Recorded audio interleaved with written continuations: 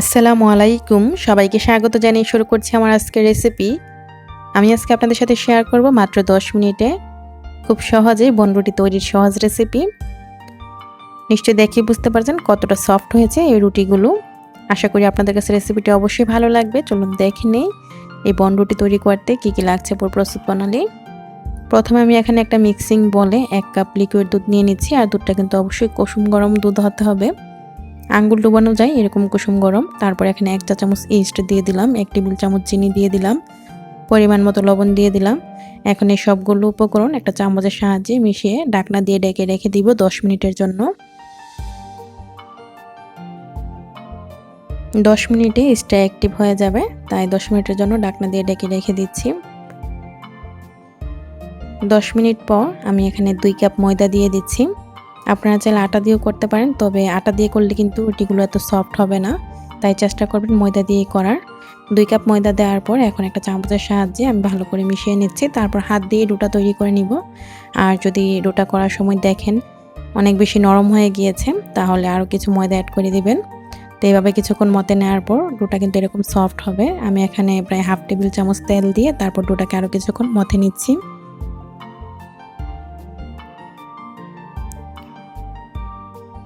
কিছুক্ষণ ডোটাকে এভাবে মথে নেওয়ার পর ঠিক এরকম সফট হবে। তারপর সামান্য একটু তেল দিয়ে উপর দিয়ে এরকম ছড়িয়ে তারপর ঢাকনা দিয়ে ঢেকে রেখে দিচ্ছি 1 ঘন্টার জন্য। 1 থেকে 1.5 ঘন্টায় কিন্তু এই ডোটা ফুলে ডাবল হয়ে যাবে।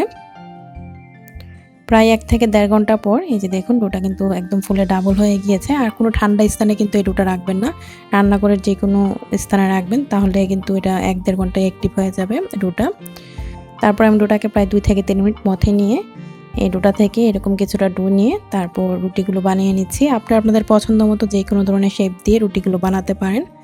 আমি যে বার্গার বান ঠিক সেইভাবে বানিয়ে নিচ্ছি। তো এরকম অল্প অল্প ডো নিয়ে আমি বন রুটিগুলো তৈরি করে নিচ্ছি।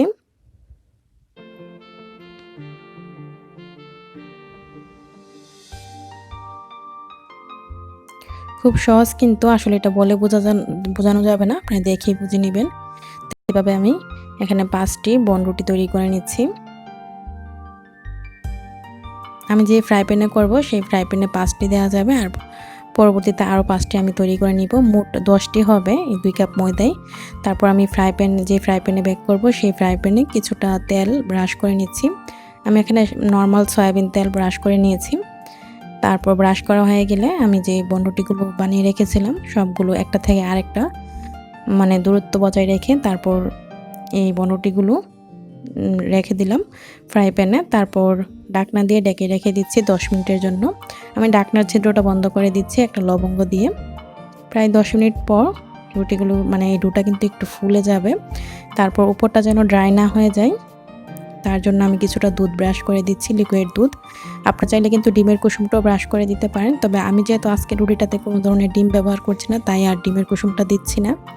দুধ ব্রাশ করে দেওয়ার পর এখানে কিছুটা সাদা তিল মানে খোসা ছাড়ানো যে সাদা তিলটা, সেই তিলটা আমি উপর দিয়ে কিছুটা ছিটিয়ে দিচ্ছি। এটা সৌন্দর্যের জন্য, না থাকলে না দিলেও সমস্যা নাই, দিলে খুব সুন্দর লাগে দেখতে। কিছুটা তিল ছিটিয়ে দেওয়ার পর এখন আমি ফ্রাই প্যানটা চুলায় বসিয়ে দিচ্ছি। চুলার আঁচটা আমি প্রথম অবস্থায় 1 মিনিট রেখেছিলাম মিডিয়াম আঁচে, তারপর আমি 7 মিনিট রাখবো একদম মিডিয়াম টু লো আঁচে। মোট 8 মিনিট রাখার পর ঢাকনাটা তুলে এখন আমি রুটিগুলো উল্টিয়ে দিব। যেহেতু চুলাই করছি উপরে কালার আসছে না, তো উপরটাতে যেন কালার আসে তার জন্য আমি উল্টিয়ে লো আঁচে 2 মিনিট বেক করে নিয়েছি। তো 10 মিনিটে কিন্তু রুটিগুলো হয়ে গিয়েছে। উপরটাতে কত সুন্দর একটা কালার এসেছে, নিশ্চয়ই দেখেই বুঝতে পারছেন। 2 মিনিট এভাবে লো আঁচে উল্টিয়ে দিবেন, তাহলে উপরটাতে সুন্দর একটা কালার আসবে। আর রুটিগুলো নিশ্চয়ই দেখেই বুঝতে পারছেন কতটা সফট হয়েছে। তো আমি একটা কাপড় দিয়ে ঢেকে রেখে দিচ্ছি ঠান্ডা হওয়ার জন্য। গরম অবস্থায় যদি এমনিতেই মানে কোনো কাপড় ছাড়া যদি রেখে দেন, তাহলে উপরটা কিন্তু শক্ত হয়ে যায় আর সফটনেসটা থাকে না, তাই একটা সুতি কাপড় দিয়ে ঢেকে রেখে দিবেন। আর এটা প্রায় আধা ঘন্টা পর দেখুন রুটিগুলো কতটা সফট রয়েছে। তো অনেকেই বলেন যে রুটিগুলো ঠান্ডা হওয়ার পর সফট থাকে না, তারা নিশ্চয়ই দেখে বুঝতে পারছেন আধা ঘন্টা থেকে 1 ঘন্টা পরও কিন্তু রুটিগুলোর সফটনেস কমবে না। এটা 1 দিন কি 2 দিন রাখার পরও ঠিক এরকমই থাকবে। ঘরে কিন্তু খুব সহজেই রুটিগুলো তৈরি করে নিতে পারেন। আশা করি রেসিপিটি আপনাদের কাছে ভালো লেগেছে। যদি ভালো লাগে লাইক, কমেন্ট, শেয়ার দিয়ে সাথেই থাকবেন।